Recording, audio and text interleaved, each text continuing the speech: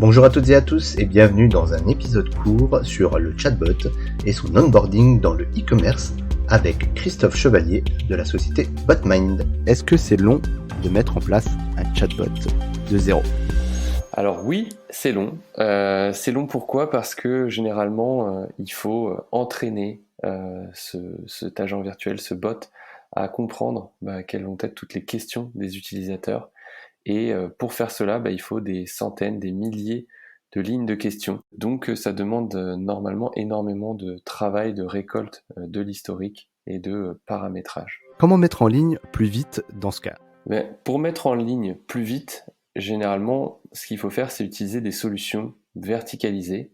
Nous, c'est ce que l'on fait avec Botmind, par exemple, pour les acteurs du e-commerce. Pourquoi ? Parce que généralement, ces solutions ont déjà fait ce travail préliminaire et sont pré-entraînées. Elles sont donc capables d'avoir récupéré toutes ces informations, toutes ces mines de données pour pouvoir justement constituer un jeu de données de test par défaut qui peut être utilisé et justement gagner énormément de temps sur la mise en place de l'apprentissage de l'agent virtuel.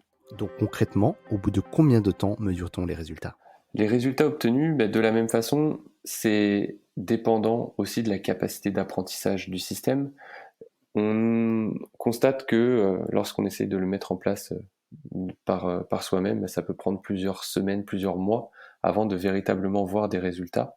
De la même façon, lorsqu'on utilise une solution qui est déjà pré-entraînée pour cela, en quelques jours, on est capable justement d'avoir dès le début des résultats tangibles. Et enfin, est-ce qu'au bout d'un certain temps, le bot est totalement autonome ? Alors, je dirais que non. C'est-à-dire qu'il est autonome généralement sur les questions, sur le périmètre sur lequel il est paramétré.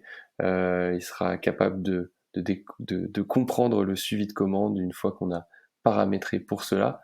Mais on se rend compte avec nos clients qu'il y a toujours de nouvelles questions qui apparaissent, des nouveaux sujets qui sont liés à l'actualité. On l'a vu l'année dernière avec la crise du Covid, mais qui nécessitent justement un apprentissage un petit peu en fil rouge sur des sujets plutôt mineurs.